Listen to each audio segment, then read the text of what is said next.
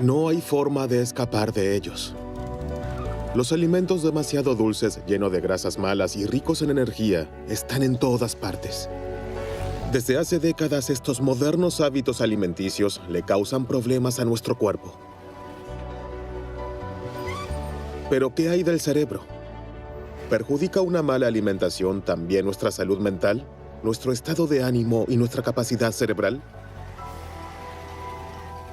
Sabemos que la comida chatarra engorda, pero también puede atrofiar el cerebro. Entre tanto, también los investigadores del cerebro estudian las consecuencias de nuestros hábitos alimenticios. Una alimentación alta en grasas y rica en azúcar produce cambios a largo plazo en ciertas zonas del cerebro. Esta ciencia aún joven revela una nueva faceta de nuestra alimentación. Con un aumento en la ingesta de grasas y azúcar, el cerebro se reprograma. Por lo tanto, lo que pasa por nuestra cabeza también depende del contenido de nuestro plato.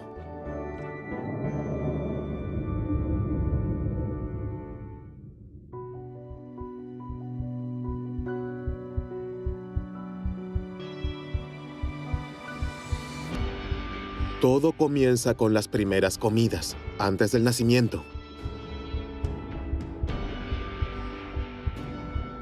El cerebro se desarrolla durante el embarazo.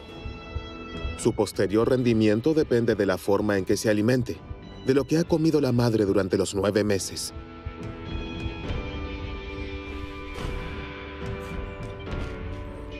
Hace tiempo que se conocen las consecuencias de una mala alimentación para la salud del feto. En la actualidad, en Australia, los científicos se ocupan también de los efectos de la alimentación en las funciones cerebrales. Felice Jacka es profesora en la Universidad de Melbourne. Estudió el comportamiento de miles de niños después de haber observado los hábitos alimentarios de sus madres en un amplio estudio de 23,000 mujeres embarazadas. Seguimos de cerca qué comida chatarra y alimentos procesados industrialmente comían y qué alimentos saludables, nutritivos y ricos en fibra. Luego examinamos la salud emocional de los niños de 18 meses a 5 años. Por supuesto, también se tuvieron en cuenta factores como el nivel de formación, los ingresos, la salud mental de la madre y el estilo de la educación. El resultado fue evidente. Las madres que consumieron más comida chatarra y alimentos procesados industrialmente, como refrescos dulces, refrigerios salados, pasteles y galletas durante el embarazo, tuvieron hijos más propensos a la agresión y las rabietas. Esta preocupante correlación sugiere que la alimentación de la madre afecta la salud mental del niño. Esto aún no se ha probado a nivel biológico, pero Felice Jacka ya está convencida de ello. Este amplio estudio noruego mostró que la alimentación de los niños también es importante, independientemente de lo que haya comido la madre. Los niños que comían demasiada comida chatarra y muy poca comida saludable a menudo mostraban un comportamiento furioso o agresivo, pero también dolor, miedo, inquietud y pesadillas.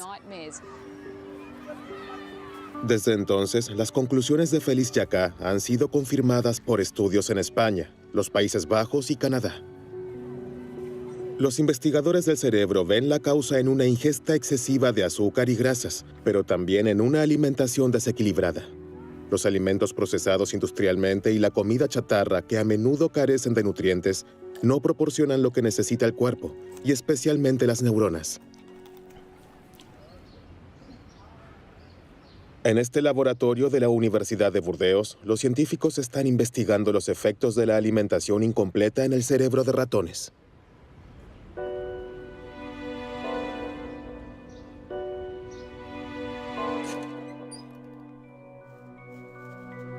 Este experimento se usa para medir las reacciones de miedo. El animal tiene la opción de poder explorar la parte iluminada o esconderse en la sombra. Por lo general, el ratón siempre se toma el tiempo para explorar el área iluminada. Sin embargo, este ratón tuvo que prescindir de los ácidos grasos omega 3 durante su desarrollo. Estas son las grasas buenas, que se conocen principalmente por su influencia positiva en el corazón y las arterias. En lugar de explorar sus alrededores, el ratón se retira a un rincón oscuro que no abandona más. Está estresado y asustado. El experimento se repitió muchas veces con decenas de ratones. Para los investigadores, este extraño comportamiento se explica fácilmente. Sin ácidos grasos omega 3, el cerebro no puede desarrollarse ni funcionar normalmente, ya que nuestras células grises se componen de un 90% de grasa que el cerebro no puede producir por sí mismo. En el cerebro se encuentran junto al tejido graso las mayores cantidades de ácidos grasos poliinsaturados. Estos ácidos grasos son indispensables y como el organismo no puede producirlos por sí mismo, tenemos que ingerirlos con nuestra comida. El pescado graso, las entrañas, los aceites vegetales, las semillas y los frutos secos han sido desde hace mucho tiempo los que más aportan omega 3 a los seres humanos.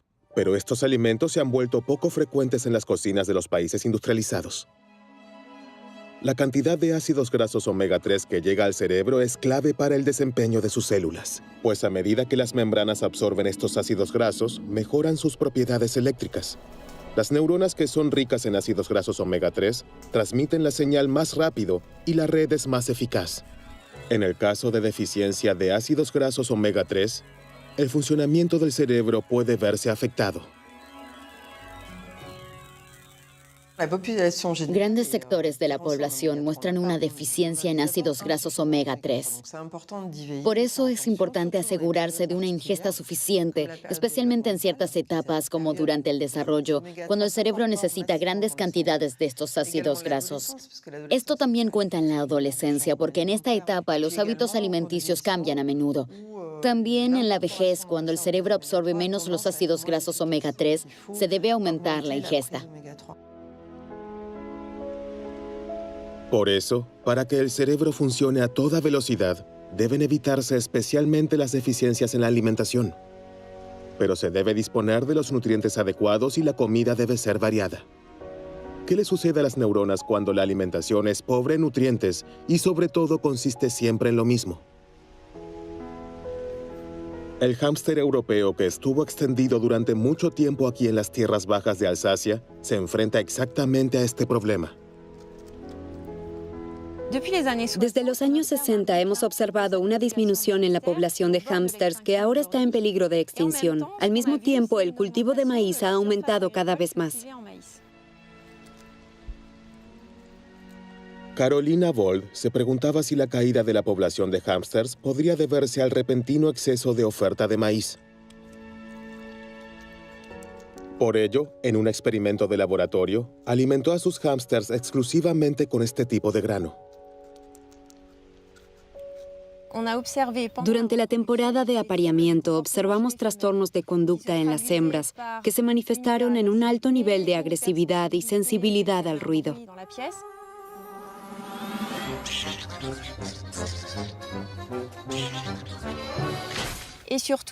Pero sobre todo, estas hembras se comían a sus crías el día de su nacimiento. Esto se observó en más del 80% de las hembras. La mala alimentación es suficiente para convertir al hámster en un asesino de hijos. La causa es la falta de una simple vitamina.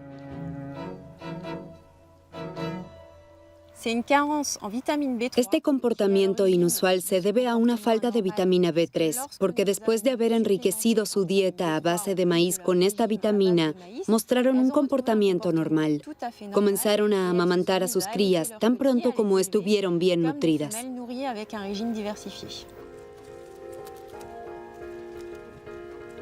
El canibalismo de los hámsters es preocupante. ¿Podría una alimentación poco equilibrada y deficiente llevar también al ser humano a un comportamiento agresivo y violento?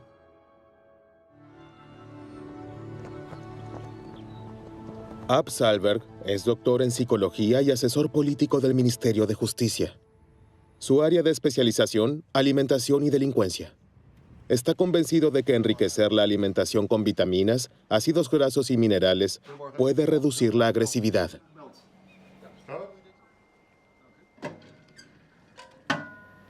Esta hipótesis es difícil de verificar en la vida normal, porque nuestro comportamiento y nuestros impulsos están determinados por numerosos factores y circunstancias. Las cárceles parecen ser un entorno casi ideal para la investigación de la alimentación, porque allí no intervienen numerosos parámetros.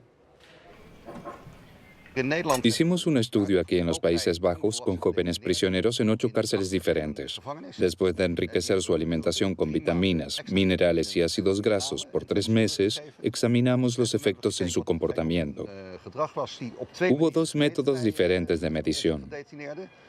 Primero se les preguntó a los reclusos y al personal qué tan agresivos se sentían y qué tan agresivos se comportaban. Luego estudiamos el registro de incidentes por los cuales los prisioneros fueron castigados. Y resultó que el número de casos de castigo en celdas de aislamiento se había reducido drásticamente. En el grupo de presos cuyas comidas fueron enriquecidas, el número de incidentes disminuyó en 1/3. Así es que nuestra comida cambia nuestro estado de ánimo y refuerza ciertos impulsos.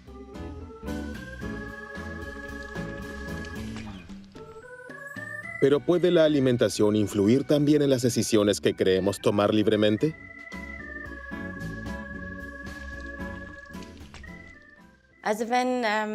Bueno, cuando se les pregunta a las personas si creen que la alimentación y lo que comen tiene un impacto en su salud, la mayoría responde que sí.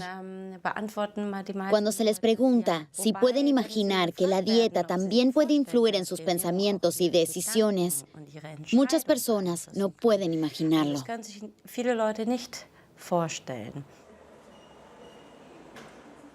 Pero eso es exactamente lo que ha demostrado por primera vez So-Yeon Park del Instituto de Psicología de la Universidad de Lübeck. Sus estudios han revelado el mecanismo por el cual la alimentación puede influenciar nuestros pensamientos. Con este fin, la investigadora desarrolló un experimento muy original. Imaginemos el siguiente dilema. El dinero sobre la mesa debe dividirse en 2 cantidades. Pero es su compañero de juego, un desconocido, quien decide esta división. Te daré 2 euros y me quedaré el resto. Si acepta esta oferta injusta, obtendrá algo de dinero, pero mucho menos que él. Si la rechaza, ambos se van con las manos vacías. ¿Qué elegiría? ¿Acepta la oferta y toma los 2 euros, aunque se sienta engañado? ¿O la rechaza y se va con las manos vacías, pero con la frente bien alta? Sorprendentemente, que tome el dinero o no depende de lo que haya comido antes.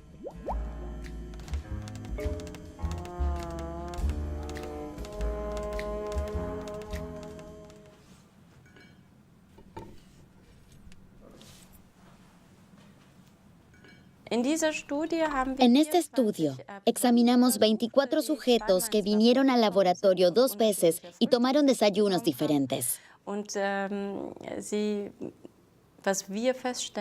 Y lo que descubrimos es que la misma persona tomó decisiones muy distintas dependiendo de lo que comió esa mañana. Para los sujetos de la prueba, ambos desayunos se ven iguales. Pero en realidad, uno contiene muchas más proteínas que el otro. El único parámetro que cambia es la proporción de proteínas y azúcar. Unas pocas horas después de la comida, el sujeto de prueba debe realizar varias pruebas en el ordenador. Hoy tiende a aceptar la oferta. Su interés personal pesa más que su disgusto. Será un poco más rico al final del día. La semana anterior la había rechazado a menudo y casi no ganó nada.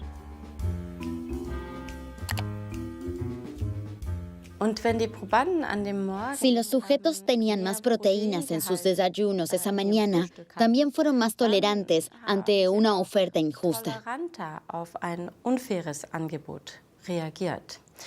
Y si tenían más carbohidratos en el desayuno, eran más sensibles a las ofertas injustas. Si el contenido de proteína es bajo, los sujetos de prueba rechazan las ofertas injustas en promedio 2 veces más. Pero ¿cómo se puede explicar este sorprendente resultado? En busca de evidencia biológica para su observación, los científicos realizaron análisis de sangre. Enviaremos la sangre directamente al laboratorio y luego la analizarán en busca de componentes hormonales y aminoácidos, especialmente las hormonas insulina, cortisol, adrenalina, ACTH, y en el caso de los aminoácidos, especialmente triptófano y tirosina.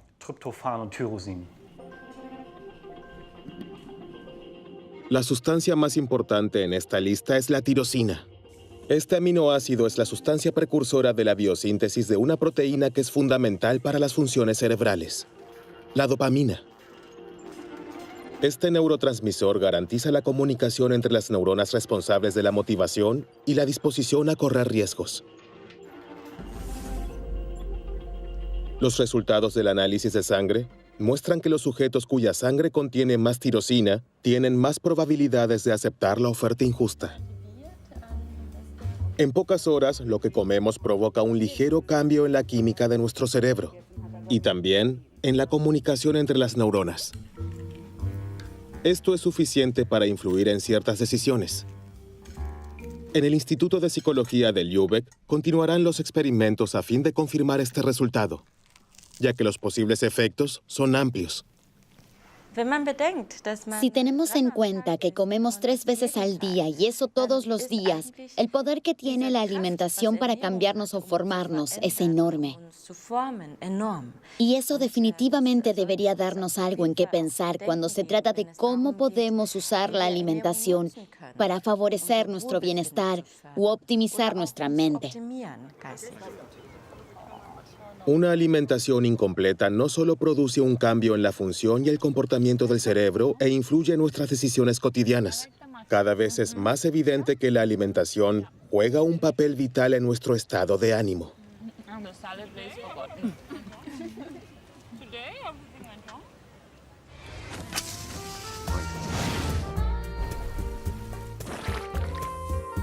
Pero ¿qué pasa con la comida chatarra rica en azúcar y grasas malas? ¿Qué pasaría si no ingiriéramos nada más que eso?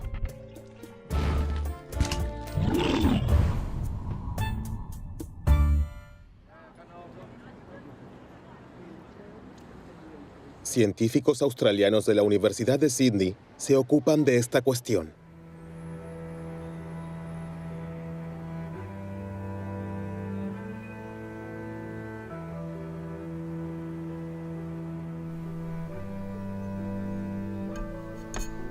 Margaret Morris dirige el único laboratorio en el mundo donde las ratas se alimentan con los alimentos producidos industrialmente que se pueden encontrar en supermercados o cadenas de comida rápida barata.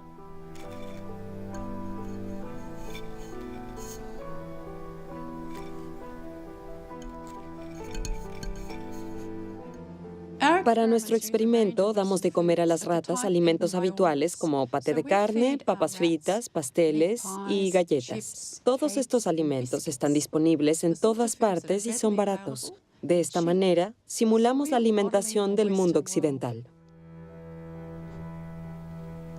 La primera consecuencia de esta alimentación, la rata come porciones el doble de grandes. El animal nunca parece estar satisfecho. Sin embargo, esa no es la mayor sorpresa.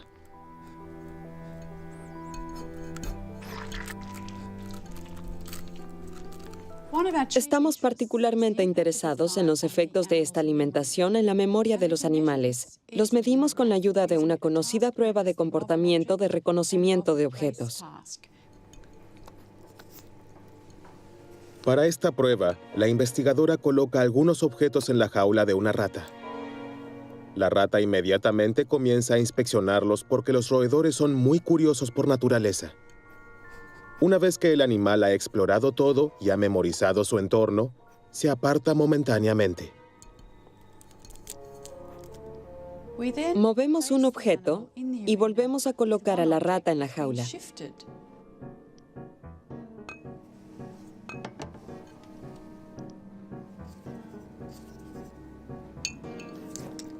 Cuando regresa, la rata pasa más tiempo examinando el objeto movido porque el otro objeto ya lo conoce. Está en su memoria.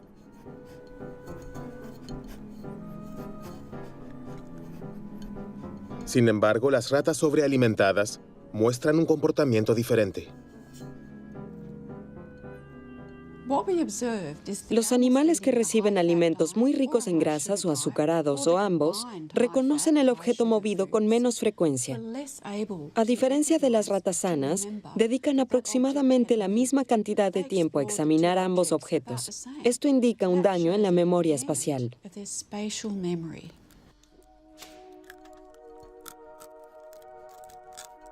Las ratas sobrealimentadas no solo tienen una memoria espacial dañada, sino también otros trastornos funcionales que son una señal de alarma para los científicos.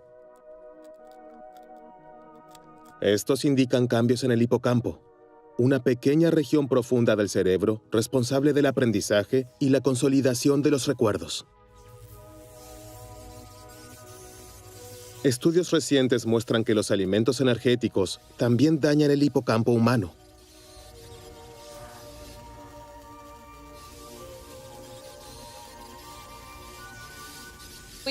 Observamos, por ejemplo, que la calidad de los alimentos afecta al tamaño del hipocampo y también al volumen de materia gris y blanca. Los primeros estudios de intervención muestran que una alimentación de 4 días con comida chatarra es suficiente para deteriorar las funciones cognitivas relacionadas con el hipocampo. Ahora, Margaret Morris está tratando de averiguar cómo los alimentos energéticos dañan el cerebro de sus ratas y reducen su rendimiento. Tiene una hipótesis. El consumo excesivo de grasa y azúcar desencadena una reacción inflamatoria que se propaga a las neuronas.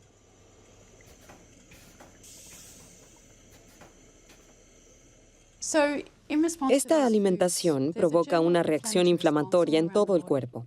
Sabemos esto de personas obesas, pero en este caso la reacción parece muy aguda. Pudimos observar un aumento de citocina y otros agentes inflamatorios.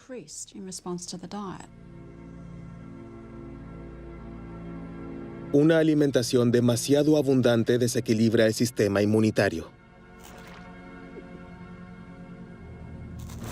Este se defiende y desencadena una reacción inflamatoria, especialmente en el tejido adiposo. Nuestra grasa luego libera sustancias que extienden esta inflamación a todo el cuerpo. Hasta ahora, se supone que las neuronas están libres de este fenómeno porque están protegidas por la llamada barrera hematoencefálica. Esta membrana rodea los vasos sanguíneos y normalmente protege el cerebro. Creemos que esta inflamación creciente podría extenderse desde el cuerpo hasta el cerebro. Esto podría deberse a que la alimentación daña y hace permeable la barrera hematoencefálica, que de otro modo protege al cerebro de las sustancias proinflamatorias, de modo que estas sustancias se introducen en el cerebro. De esta manera, la inflamación penetra en las meninges y allí causa un fenómeno particularmente sorprendente.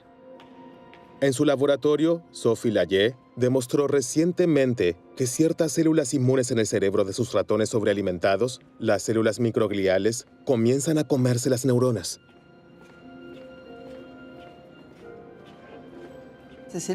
Estas células microgliales en el cerebro son importantes porque comen neuronas muertas. Sin embargo, si se descontrolan debido a una alimentación desequilibrada, también comienzan a comerse las neuronas vivas. Si esto adquiere proporciones extremas, contribuye de manera decisiva a la destrucción de las redes neuronales y de las neuronas funcionales que en realidad están sanas. Esta reacción de las células microgliales pudo filmarse in vitro. Las imágenes muestran la energía con la que trabajan. Los rojos son fragmentos de las neuronas que se comen. En el caso de un ratón obeso, su actividad aumenta frenéticamente. Ahora se sospecha que este fenómeno perjudica significativamente la función cerebral.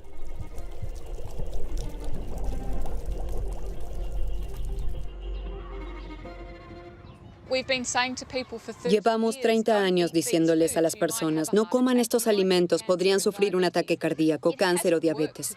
Pero el comportamiento alimentario se ha mantenido igual. Si los consumidores ahora se enteran de que su alimentación es muy importante para la salud de su cerebro y la de sus hijos, es de esperar que estén más dispuestos a cambiar sus hábitos alimenticios.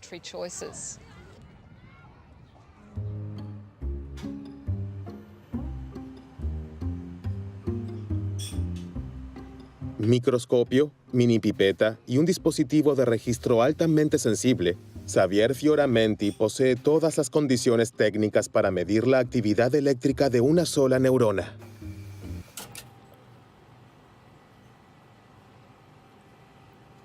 El principio es simple. El corte cerebral de un ratón se encuentra en un líquido que lo mantiene vivo.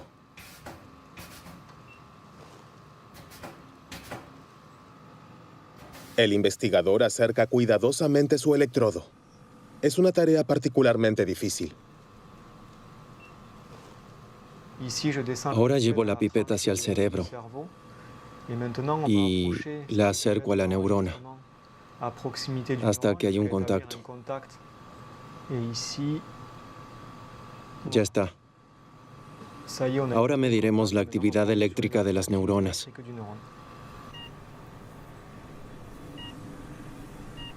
Las oscilaciones hacia arriba son potenciales de acción. De esta manera, las neuronas codifican su información. El tiempo que pasa entre cada oscilación representa el mensaje que envía la neurona. Ahora aumentaremos la concentración de glucosa en el líquido. Veamos si esta célula reacciona.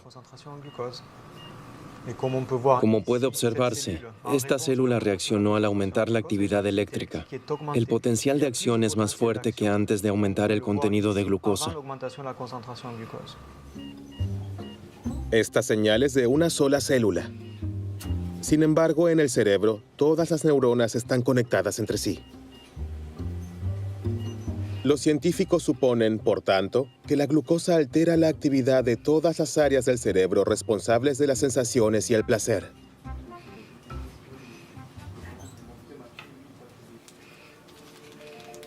Entonces, ¿el azúcar toma el control de nuestra libertad de elección? Hasta ahora es solo una hipótesis. Por eso la adicción al azúcar es ahora objeto de una intensa investigación en los laboratorios.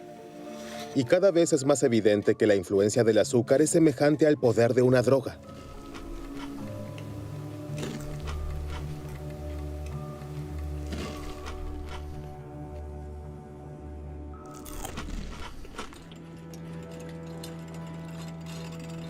Serge Ahmed fue uno de los primeros en probar esto con un experimento muy sencillo.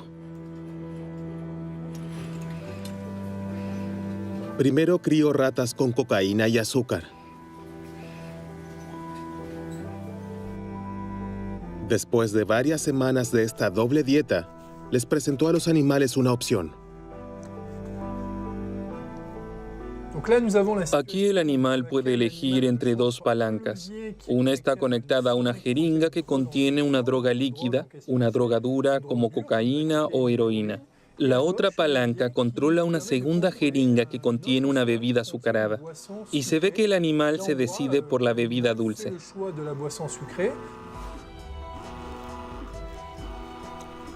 Las ratas eligen agua azucarada 4 veces más a menudo que la droga.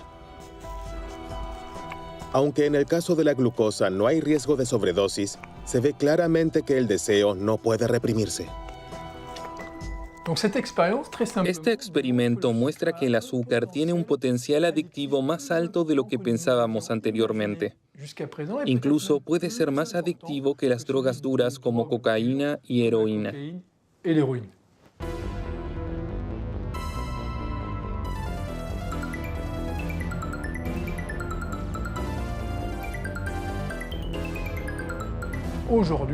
En la actualidad, nuestra nutrición es bastante desequilibrada, porque el azúcar se encuentra en una gran cantidad de alimentos. Por supuesto, esto incluye alimentos dulces como bebidas azucaradas, pero también productos que no esperamos, como jamón o sopa. Hay muchos más ejemplos de esto. Y el contenido de azúcar de tales alimentos contribuye a que las personas se vuelvan adictas sin darse cuenta.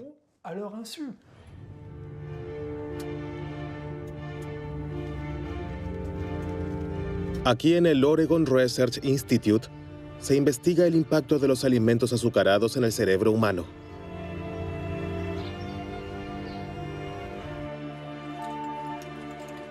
Los experimentos muestran que el consumo habitual de alimentos altamente energéticos altera los circuitos neuronales de la misma manera que lo hace el consumo de drogas. Eric Stice ha incorporado al estudio a 100 estudiantes, de los cuales la mitad comió helado regularmente todos los días, mientras que la otra mitad nunca comió helado. Todos vinieron al laboratorio a tomar un batido en una máquina de resonancia magnética, y de esta manera se les proporcionó a los investigadores una idea de su actividad cerebral. Le damos un batido de chocolate hoy y anotamos la actividad de su cerebro, en el momento en el que da un sorbo y justo antes de hacerlo. De esta manera, queremos descubrir más sobre las consecuencias neuronales del consumo de alimentos altamente energéticos. Con la ayuda de un tubo, el sujeto de prueba puede beber el batido sin mover la cabeza. Descubrimos que en el caso de las personas que nunca toman helado, el sistema de recompensa está muy activado, mientras que en los sujetos de prueba que toman helado todos los días, no pudimos observar prácticamente ninguna activación. Esto demuestra que la ingesta regular de alimentos muy altos en calorías reduce significativamente el placer del consumidor. El sistema de recompensa crea una sensación de placer. Reacciona de manera particularmente intensa al consumo de azúcar. Sin embargo, la ingesta excesiva de azúcar reduce su capacidad de respuesta, haciendo que la misma dosis de azúcar sea menos placentera en algún momento. Con su experimento, Eric Stice descubrió otro efecto que es más sutil y quizás incluso más peligroso. Al comer demasiado azúcar, el cerebro es hipersensible a las imágenes de alimentos.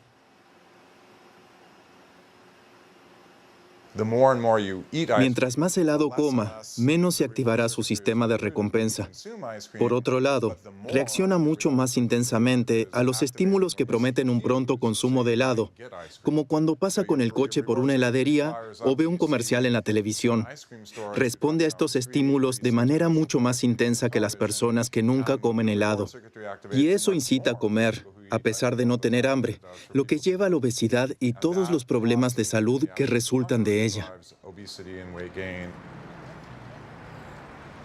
Esta influencia directa de los alimentos en nuestro cerebro cumple una función importante en la selección de nuestra comida diaria.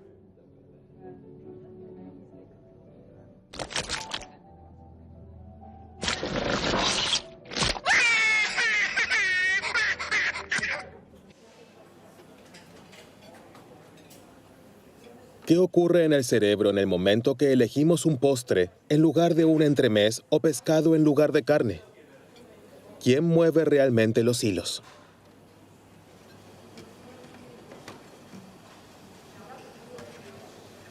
El laboratorio de Carlos Ribeiro está a la vanguardia en la investigación de nuestros hábitos alimenticios. Queremos encontrar todos los componentes, todos los genes, sustancias y neuronas que influyen en nuestro comportamiento alimentario. Para esto tenemos que observar efectos muy pequeños, apenas perceptibles. Un animal muy simple, la mosca, le permite ir por nuevos caminos y probar nuevas hipótesis. Para comprender el comportamiento de alimentación de la mosca, Carlos Ribeiro ha desarrollado un dispositivo con el que puede seguir en detalle las decisiones del insecto. Si la mosca toca la comida, podemos medirla aquí con este sensor. Este es el mismo sensor que también detecta el tacto en la pantalla de tabletas o teléfonos inteligentes. Solo que aquí no se toca la pantalla, sino la comida. De esta manera, podemos ver exactamente si la mosca opta por proteínas o por azúcar. Pero también investigamos cómo come, en qué cantidades, con qué rapidez y con qué frecuencia. Analizamos en detalle sus decisiones que son controladas por el cerebro. Con la ayuda de esta técnica, ha demostrado que la mala alimentación tiene una influencia decisiva en el comportamiento alimentario. Por supuesto, las moscas que han sido privadas de proteínas elegirán alimentos ricos en proteínas. Sin embargo, observando más de cerca, descubrió que este no es siempre el caso. A veces teníamos moscas que no mostraban un fuerte apetito por las proteínas. Quisimos encontrar la razón y comprobamos que las moscas que no estaban interesadas en las proteínas tenían ciertas bacterias intestinales. Después de numerosos experimentos, quedó claro que el apetito por las proteínas de las moscas fue inhibido por dos bacterias intestinales muy específicas. Estas dos bacterias tienen un gran impacto en sus decisiones alimentarias.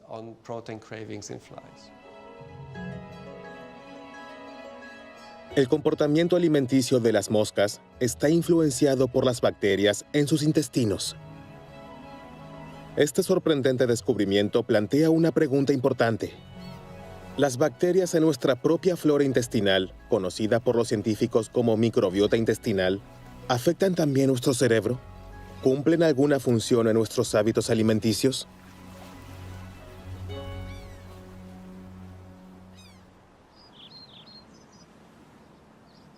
En la Universidad de Cork, en Irlanda, John Cryan es pionero en el estudio de la microbiota intestinal. Logró demostrar que las bacterias intestinales también influyen en ciertos comportamientos de los mamíferos.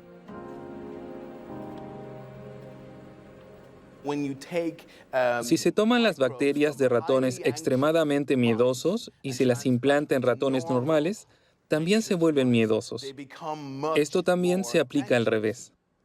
Con las bacterias de los ratones normales, se puede normalizar el nivel de estrés de los ratones miedosos. Los científicos ven ahora la microbiota como una especie de mediador entre la comida y nuestro cerebro. El factor que más influye en la composición de nuestra flora intestinal es la alimentación. La variedad de alimentos es crucial. Desde el nacimiento hasta la muerte determina la composición de nuestra flora intestinal. Recién estamos comenzando a comprender cuánto afecta nuestra alimentación a la flora intestinal y, por lo tanto, a nuestro cerebro.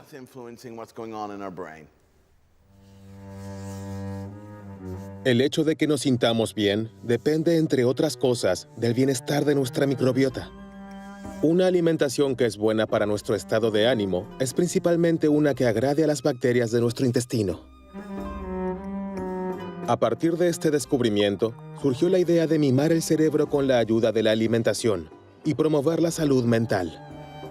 Y aquí los científicos están particularmente impresionados por la famosa dieta mediterránea.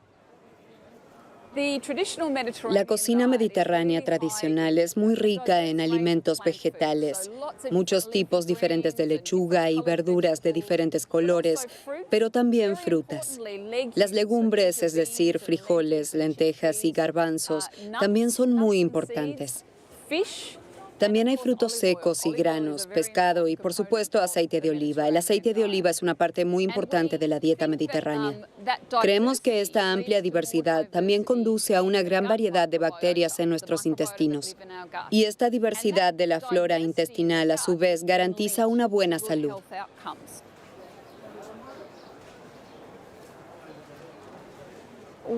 El año pasado realizamos el primer estudio de 67 pacientes con depresión severa. Recibieron ayuda de un nutricionista durante 3 meses.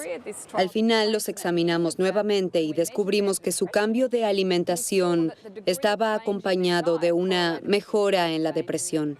Cuanto más estrictamente siguieron la dieta mediterránea, mejor se sintieron.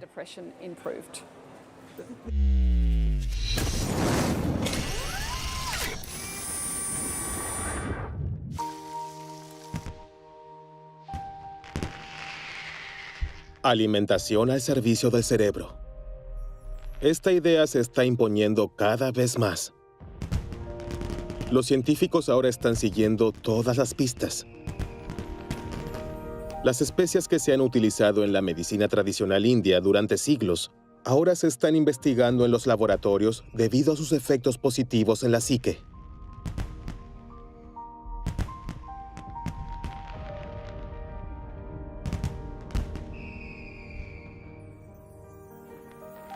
Los frutos rojos también despiertan grandes expectativas. Los polifenoles que contienen son capaces de reactivar las neuronas dañadas.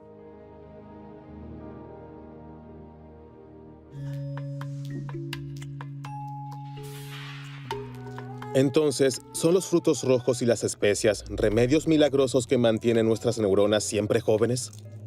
Aún es demasiado pronto para responder a esta pregunta. La ciencia recién está comenzando a desentrañar los misterios de esta increíble conexión entre la alimentación y el cerebro. El menú ideal para nuestras células grises aún se desconoce en gran parte. Sin embargo, una dieta variada y equilibrada que no contenga alimentos procesados industrialmente y azúcares, y que incluya muchas frutas y verduras, parece ser la mejor receta para mantener nuestras capacidades mentales. A mi abuela le gustaba decir, eres lo que comes, así que come bien. Y la ciencia comienza a reconocer cuánta razón tenía. ¿Podemos reducir la tasa de criminalidad previniendo las deficiencias en la alimentación? Es demasiado pronto para decir definitivamente que una alimentación saludable afecta nuestro comportamiento. Cuantas más barritas de chocolate comemos, mayor es la tentación, así que comemos más. Alimentamos el monstruo que llevamos dentro. Lo mejor que pueden hacer es alimentar a sus hijos de manera saludable y que no se acostumbren a esas porquerías. Acabo de decir porquería, lo siento.